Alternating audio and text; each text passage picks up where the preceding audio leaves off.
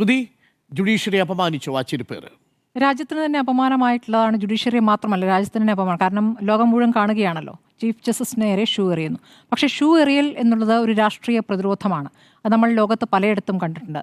അവിടെയാണ് നമ്മൾ കണ്ടിട്ടുള്ളത് നിസ്സഹായ മനുഷ്യർ ഈ പറയുന്ന അധികാരവർഗത്തിൻ്റെ നീതി നിഷേധത്തിനെതിരെ പ്രതിഷേധിക്കുന്ന രീതിയിലാണ് നമ്മൾ പലപ്പോഴും ഷൂ എറിയൽ കണ്ടിട്ടുണ്ട്. വർഷങ്ങൾക്ക് മുമ്പ് ഈ ഇറാഖിനെ തകർത്ത ശേഷം, ഈ ഇറാഖ് അധിനിവേശത്തിന് ശേഷം ജോർജ് ബുഷ് ഒരു വാർത്താ സമ്മേളനം നടത്തുമ്പോൾ ജോർജ് ബുഷിന് നേരെ ഒരു ഷൂ എറിയൽ നടന്നിരുന്നു. ആ ഷൂ എറിഞ്ഞത് ഒരു മാധ്യമപ്രവർത്തനമാണ്, ഇറാഖ് മാധ്യമപ്രവർത്തനം. അത് 2008-ലായിരുന്നു. അതെ, ഇറാഖിൽ വെച്ചായിരുന്നു. പക്ഷേ ജോർജ് ബുഷ് ഒഴിഞ്ഞു മാറിയതുകൊണ്ട് അദ്ദേഹത്തിന് നേരെ ആ ബൂട്ട് വന്നില്ല. പകരം ആ ബൂട്ട് ചെന്ന് വീണത് അമേരിക്കൻ പതാകയിലാണ്. അതുകൊണ്ട് തന്നെ ആ ഇറാഖ് പൗരന്, ഇറാഖ് ജേർണലിസ്റ്റിന് ശിക്ഷ അനുഭവിക്കേണ്ടി വന്നു എന്നുള്ളതാണ്. നമ്മുടെ രാജ്യത്ത് കണ്ടിരിക്കുന്ന UPA ഭരണകാലത്താണ്. അന്ന് ആഭ്യന്തരമന്ത്രിയായിരുന്ന P. ചിദംബരത്തിന് നേർക്ക് ഷൂ എറുണ്ടായിട്ടുണ്ട്. അതെപ്പോഴായിരുന്നു? അത് കോൺഗ്രസ് നേതാവ് ജഗദീഷ് ടൈറ്റ്ലറെ സിഖ് വിരുദ്ധ കൂട്ടക്കൊലക്കേസിൽ കുറ്റമുക്തനാക്കിയ വിധി വന്ന പശ്ചാത്തലത്തിലായിരുന്നു ആ ഒരു പ്രതിഷേധം കണ്ടത്. അങ്ങനെ ഭരണകൂടത്തോളം ഒരു പ്രതിഷേധമായിട്ടാണ് നമ്മൾ നേരത്തെ ഷൂവേറുകൾ കണ്ടിട്ടുള്ളത്. പക്ഷേ ഇന്ന് കണ്ട ഷൂവേർ എന്താണ്? ഇന്ന് കണ്ടിരിക്കുന്ന ഷൂവേർ സനാതന ധർമ്മ വക്താവിൽ നിന്ന് വന്നിരിക്കുന്ന ഷൂവേറാണ്. സനാതന ധർമ്മ വക്താവ് എന്ന് പറയുമ്പോൾ അത് ആധുനിക നിയമ സംവിധാനത്തെ ഒരു തരത്തിലും അംഗീകരിക്കാത്തവരാണ്. അവരുടെ ലോജിക് മനുസ്മൃതി അനുസരിച്ചാണ് പ്രവർത്തിക്കുന്നത്.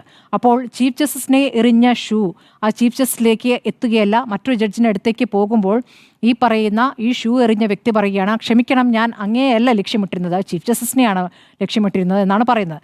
എന്നിട്ട് ഈ രാജ്യം ഭരിക്കുന്ന രാഷ്ട്രീയ പാർട്ടിയുടെ പ്രത്യയശാസ്ത്രം പേർന്ന ഒരാളാണ് ഈ ഷൂ എറിയൽ നടത്തിയിരിക്കുന്നത്. ആ ഷൂ എറിഞ്ഞത് അവിടുത്തെ ബാറിൽ 2011 മുതൽ എൻറോൾ ചെയ്തിട്ടുള്ള ഒരു അഭിഭാഷകനാണ്. അപ്പോൾ അവിടെ തന്നെ പ്രവർത്തിച്ചുകൊണ്ടിരിക്കുന്ന ഒരു അഭിഭാഷകനാണ്. അതെന്തുകൊണ്ടാണ് നേരത്തെ എടുത്തിരുന്ന മധ്യപ്രദേശിലെ ഒരു ക്ഷേത്രവുമായി ബന്ധപ്പെട്ട ഖജുരാഹു ക്ഷേത്രത്തിൽ ഒരു വിഷ്ണുവിൻ്റെ പ്രതിമ സ്ഥാപിക്കണം എന്ന് പറഞ്ഞുകൊണ്ടുള്ള ഒരു ഹർജിയായിരുന്നു. ആ ഹർജി എടുത്തു കളയുക മാത്രമല്ല, സുപ്രീം കോടതി അതിൽ പ്രതികരിച്ചത്, പ്രത്യേകിച്ച് ഈ ചീഫ് ജസ്റ്റിസ് പ്രതികരിച്ചത്, അത് വിഷ്ണു ഭഗവാനോട് പോയി തന്നെ അങ്ങ് പറഞ്ഞാൽ മതി എന്നാണ് പറഞ്ഞത്. കാരണം ഇതൊരു അനാവശ്യ ഹർജിയായിട്ട് തന്നെയാണ് ചീഫ് ജസ്റ്റിസ് അതിനെ കണ്ടത്. നിങ്ങൾ കോടതിയിലല്ല, ഇത് ആർക്കിയോളജി വിഭാഗത്തിൽ പോയിട്ടാണ് പറയേണ്ടത് എന്നുകൂടിയാണ് പറഞ്ഞത്. അത് രാകേഷ് ദലാൽ എന്നൊരു മധ്യപ്രദേശ് സ്വദേശി നൽകിയ ഹർജിയായിരുന്നു. ആ പൊതുതാൽപര്യ ഹർജി പരിഗണിക്കാൻ വിസമ്മതിക്കുക മാത്രമല്ല, കോടതി പറഞ്ഞു ഇത് പബ്ലിസിറ്റിക്ക് വേണ്ടിയുള്ളൊരു ഹർജിയാണ് എന്നാണ് കോടതി വിലയിരുത്തിയത്. ഇനി ചീഫ് ജസ്റ്റിസ് BR ഗവായ് ആരാണ്? രാജ്യത്തെ രണ്ടാമത്തെ ദളിത് ചീഫ് ജസ്റ്റിസാണ്. ഇതിനു മുമ്പുണ്ടായിരുന്നത് നമ്മുടെ മലയാളിയായ KG ബാലകൃഷ്ണനാണ്. KG ബാലകൃഷ്ണന് ശേഷമുള്ള ചീഫ് ജസ്റ്റിസ് ആണ്, ദളിത് ചീഫ് ജസ്റ്റിസാണ് BR ഗവായ്. അദ്ദേഹത്തിൻ്റെ രാഷ്ട്രീയ അല്ലെങ്കിൽ അദ്ദേഹം ഒരു അംബേദ്കറിസ്റ്റാണ്. അദ്ദേഹത്തിൻ്റെ അമ്മയെ RSS 100ാം വാർഷികത്തിൽ ക്ഷണിച്ച വാർത്ത നമ്മൾ കണ്ടിരുന്നു, പരിപാടികൾ ക്ഷണിച്ചിരുന്നു. അമ്മ പറഞ്ഞു ഞാൻ വരില്ല എന്ന് പറയുന്ന ഒരു വാർത്തയും നമ്മൾ കണ്ടതാണ്. അപ്പോൾ ഒരു നിലപാട് ഉയർത്തിപ്പിടിച്ച് പ്രവർത്തിക്കുന്ന ചീഫ് ജസ്റ്റിസാണ്. ചീഫ് ജസ്റ്റിസ് ഉറപ്പായിട്ടും നീതി നടപ്പാക്കുമ്പോൾ കോടതിയിലെ നിയമങ്ങൾക്കനുസരിച്ച് നീതി നടപ്പാക്കേണ്ട ആളാണ്. ആ രൂപത്തിൽ അദ്ദേഹം പ്രതികരിച്ചു. അദ്ദേഹം ഈ ഷൂയറിന് ശേഷം പറഞ്ഞു അതിലേക്കൊന്നും ശ്രദ്ധ തിരിക്കേണ്ട കാര്യമില്ല, കോടതി നടപടികളുമായി മുന്നോട്ട് പോവുകയാണെന്ന് പറഞ്ഞത്. പക്ഷേ പിന്നീട് രാകേഷ് കിഷോർ എന്ന അഭിഭാഷകനെ ഇപ്പോൾ സസ്പെൻഡ് ചെയ്തു എന്നൊരു വാർത്ത പുറത്തു വരുന്നുണ്ട്. നേരത്തെ ജസ്റ്റിസ് വിനോദ് ചന്ദ്രനോടാണ് പറയുന്നത്, നിങ്ങൾക്ക് നേരെയല്ല എറിഞ്ഞത്, ചീഫ് ജസ്റ്റിസ് നേരെയാണ്. അപ്പം അത്ര പോലും പറയാൻ പറ്റുന്ന രീതിയിൽ വളരെ സ്വാഭാവികതയോടെ ഈ കാര്യങ്ങളൊക്കെ സംഭവിക്കുകയാണ്. അതായത് ഹിന്ദുത്വ നിലപാട് അത് അങ്ങനെ പൂർണ്ണമായും പല തലങ്ങളിൽ നമ്മൾ ഏതൊക്കെ വിഷയം ഏതൊക്കെ ഘട്ടങ്ങളിൽ നോക്കുകയാണ് പല രൂപത്തിൽ അത് പ്രവർത്തിക്കുന്നു. ഹിന്ദുത്വ നിലപാട് പൂർണ്ണമായും ഒരു സ്വാഭാവികതയിൽ അംഗീകരിച്ചു കൊള്ളണം, അതായത് ഭൂരിപക്ഷ നിലപാട് എല്ലാവരും അംഗീകരിച്ചു കൊള്ളണം, അതിൽ അങ്ങനെയേ നിങ്ങൾക്കിവിടെ കഴിയാൻ പറ്റൂ എന്ന സന്ദേശം കൂടി നൽകുന്ന രൂപത്തിലുള്ള കാര്യങ്ങളാണ് വന്നുകൊണ്ടിരിക്കുന്നത്.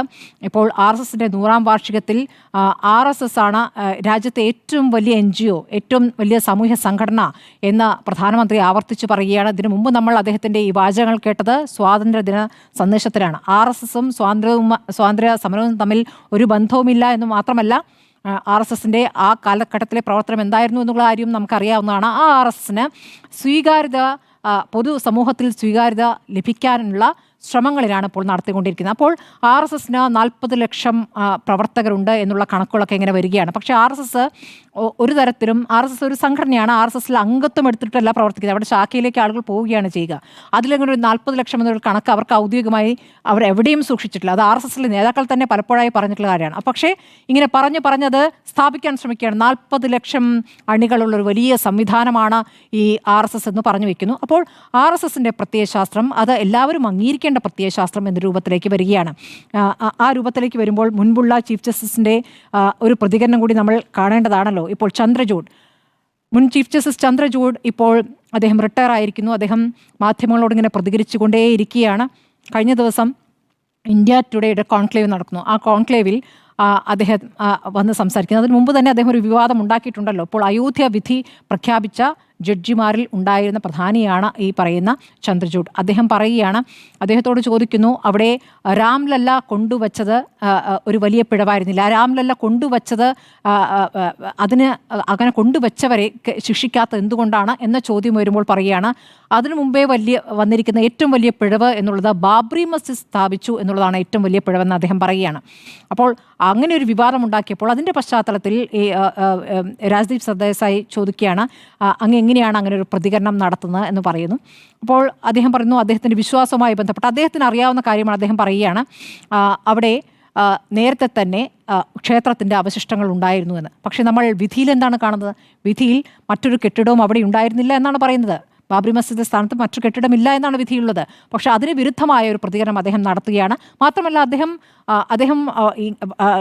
വളരെ വിശാലമായി പറഞ്ഞുകൊണ്ടിരിക്കുന്ന അദ്ദേഹത്തിൻ്റെ വിശ്വാസത്തെക്കുറിച്ചാണ്.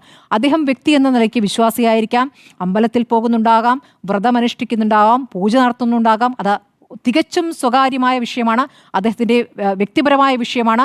അത് പൊതുജനങ്ങളിലേക്ക് എത്തിച്ചുകൊണ്ട് മറ്റു മതസ്ഥരായ വ്യക്തികൾ കൂടിയുള്ള ഈ സംവിധാനത്തിൽ ഒരു ജഡ്ജി എന്ന നിലയിൽ പ്രവർത്തിക്കുമ്പോൾ അവർക്ക് അനുകൂലമായൊരു വിധി നടത്താത്ത ഒരു ജഡ്ജി ആയിരിക്കും ഈ ജഡ്ജി എന്ന് തോന്നിക്കുന്ന രൂപത്തിൽ പ്രവർത്തിച്ചുകൂടാ.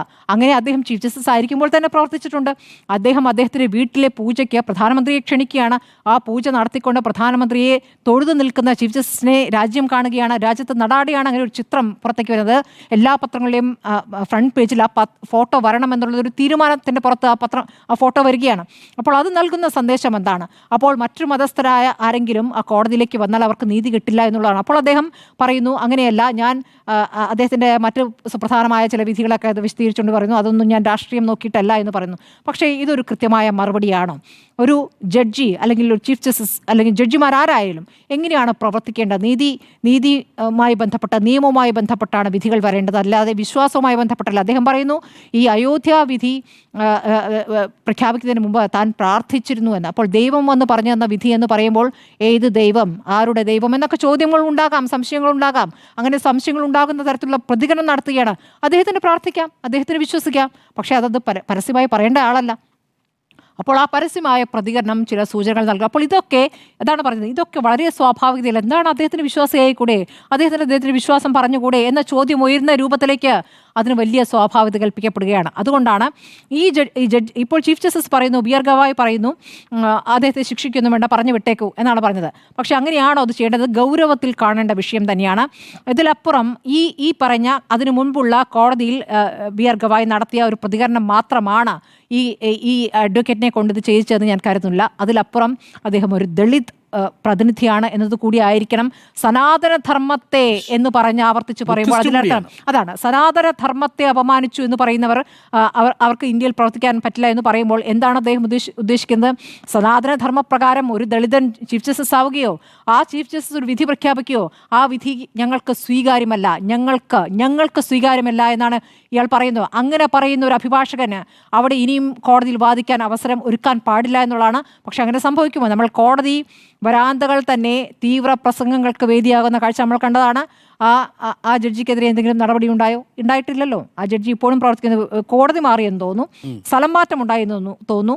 ആ ശിക്ഷയിൽ അത് ഒതുങ്ങുകയാണ്. അപ്പോൾ ഇത് അതിൻ്റെ സ്വാഭാവികതയിലേക്ക് വരികയാണ്. ഇതാണ് രാജ്യമെന്ന് ലോകത്തിന് കാണിച്ചു പോകുന്ന ഒരു അപകടാവസ്ഥയിലേക്കാണ് പോകുന്നത്. അതിലുള്ള പ്രതിഷേധങ്ങൾ ഉയരുക തന്നെ വേണം. പക്ഷേ അത് എത്രത്തോളം അന്ന് ചെന്നു പതിക്കും, അതിന്മേലൊരു നടപടി ഉണ്ടാകുമെന്നുള്ളത് നമുക്കറിയില്ല.